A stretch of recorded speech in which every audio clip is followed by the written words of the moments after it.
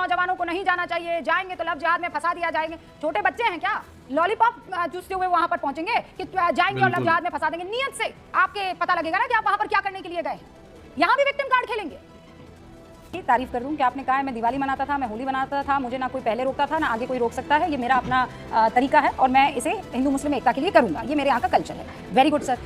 ये आपके लिए इसलिए अलाउड हो जाता है क्योंकि आप विशेष पार्टी से बिलोंग करते हैं, है ना। अब अगर आप पार्टी बदल देंगे तो सर आप अधर्मी भी हो जाएंगे, आप इनह्यूमन भी हो जाएंगे, आप सरकारी मुसलमान भी हो जाएंगे और आपको मुसलमान प्लस संघी, जब आप संधि बनाएंगे उसकी तो वो हो जाता है मुसंघी, है ना, वो भी कहलाने लगेगा। और मुझे ये कहते हुए मैं कतराती नहीं हूँ, मैं ईमानदारी से बात रखने की आदी हूँ सर।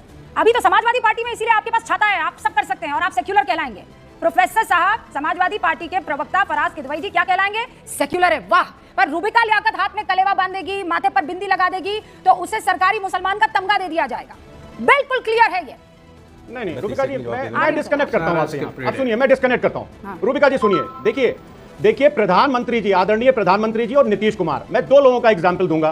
प्रधानमंत्री जी एक तरफ सौगात ईद देते हैं, बहुत सेक्युलर बनते हैं, और दूसरी तरफ वो स्कल कैप लगाने से मना करते हैं।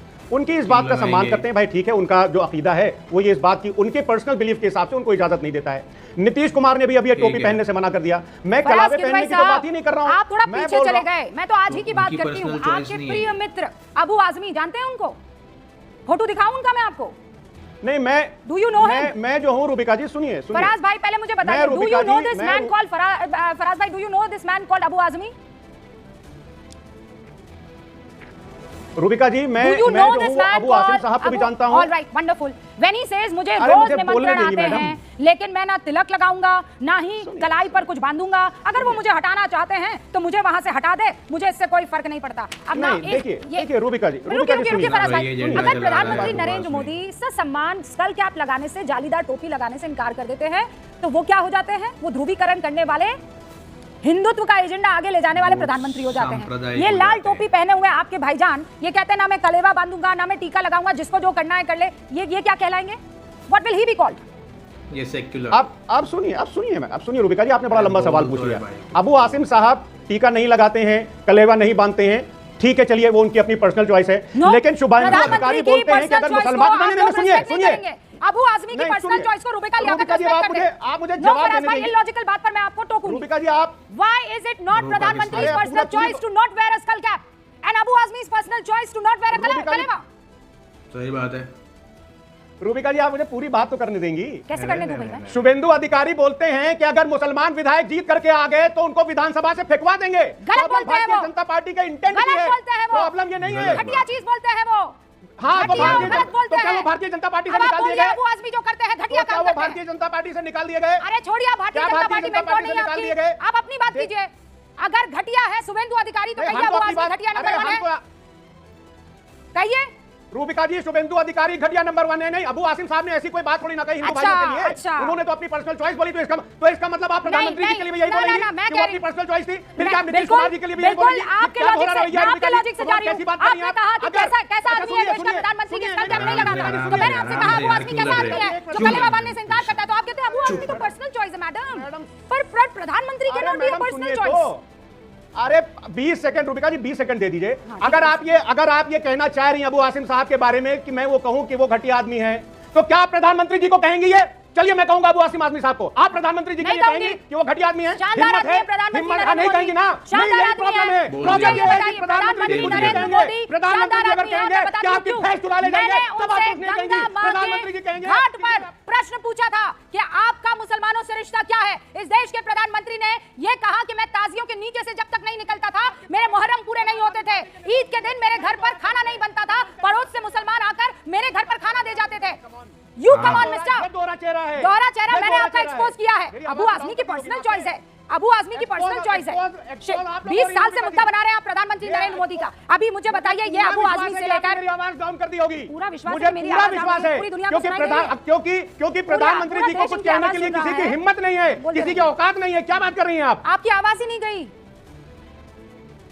हाँ, मुझे पता था, आई न्यू इट कि मेरी आवाज नहीं जाएगी, क्योंकि जिस तरह से विपक्ष की आवाज बीजेपी दबा रही है वैसे ही मीडिया भी विपक्ष की आवाज दबाती है। आई न्यू इट रूबिका जी, इसलिए मैंने बीच में ही कह दिया था कि मेरी आवाज नहीं जा रही होगी, लेकिन जनता हमारी आवाज सुन रही है रूबिका जी। You knew it and I exposed you. मैंने आपकी आवाज मैंने आपकी हिम्मत है तो प्रधानमंत्री जी को वो कहिए, मैं वो हासिम साहब को मैं कहूंगा। जानती हूँ Come और on. मैं इस मामले में बहुत ही अनबायस्ड लड़की हूँ। आपके सर्टिफिकेट की जरूरत नहीं फराज भाई।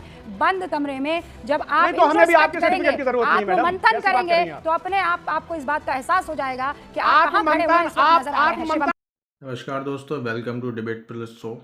और उम्मीद करता हूँ कि आज का जो वीडियो था, आज की जो डिबेट थी, आपको बहुत पसंद आई होगी, बहुत ज़्यादा पसंद आई होगी। क्योंकि डिबेट इस तरह से कर रही थी रूबिका लियाकत और सपा के जो प्रवक्ता थे कि समझ में नहीं आ रहा था कि बोल क्या रहे हैं। तो चलो मुद्दा आपको समझा दूँ। मुद्दा क्या है? एक्चुअली नवरात्रे शुरू हो चुके हैं और गरबा पंडाल में जो गैर हिंदू लोग घुस जाते हैं, उनको लेकर कुछ गाइडलाइंस जारी की गई हैं कि उनमें गैर हिंदू लोग नहीं घुसेंगे, मुस्लिम्स उसमें नहीं घुसेंगे, क्योंकि ये इससे लव जिहाद के अड्डे बन जाते हैं, जैसा कि पिछली कुछ घटनाओं में पता चला है। तो उसको लेकर कुछ नेता, कुछ पॉलिटिकल पार्टीज़ अपना विरोध दर्ज करा रही हैं। उनको कह रहे हैं कि ये लोग नफ़रत फैला रहे हैं। लेकिन सवाल ये है कि वो वहाँ पे करने क्या आते हैं? लव जिहाद, लड़कियों को फंसाते हैं, उनकी ज़िंदगी ख़राब करते हैं और फिर उनको तलाक दे देते हैं, उनको छोड़ के चले जाते हैं, जैसे कुछ मूवीज़ में भी दिखाया गया। और जब उनकी सच्चाई बाहर आती है तो पता चलता है अपनी आइडेंटिटी छिपा के। मेन जो सवाल है वो आइडेंटिटी छिपा करके आने का है।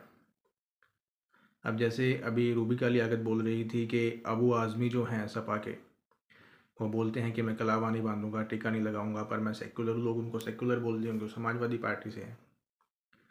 दूसरी तरफ जो सपा के प्रवक्ता थे बोल रहे थे कि प्रधानमंत्री ने टोपी लगाने से मना कर दिया। तो ये दोहरा रवैया जो है, ये कहाँ तक सही है?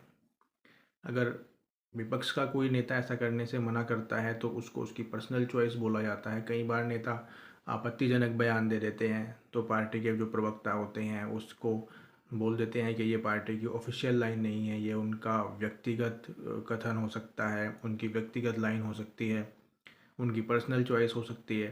दूसरी तरफ अगर सरकार का कोई आदमी कुछ बोल देता है तो उसको बोलते हैं कि नहीं, ये तो सांप्रदायिक है, ये ध्रुवीकरण की साजिश है। तो डबल स्टैंडर्ड पर आज की डिबेट थी, जिसमें रूबिका लियाकत ने अच्छी तरह से सपा प्रवक्ता को धोया। खैर, गरबा पंडाल में जाना चाहिए नहीं जाना चाहिए तो आयोजकों के ऊपर डिपेंड करता है, लेकिन आइडेंटिटी छिपाकर जाना बिल्कुल गलत है। उसका हम बिल्कुल भी समर्थन नहीं करते हैं। आप जाइए, पर बताकर जाइए, भाई मैं ये हूँ, मैं ये हूँ, मैं ये हूँ। आइडेंटिटी छिपाकर जाना कहाँ तक सही है? और फिर उसका मकसद कुछ और, सीधी लड़कियों की अस्मिता पर हमला करना, लव जिहाद करना, वो कहाँ तक सही है? भाई नेताओं को अपनी नेता राजनीति करनी है, लोगों को अपने एजेंडे चलाने हैं और आयोजकों को अपना आयोजन करना है। तो दोस्तों, मिलते हैं अगले वीडियो में। आज का डिबेट आपको कैसा लगा कमेंट बॉक्स में कमेंट करके ज़रूर बताइएगा। मिलते हैं अगले वीडियो में।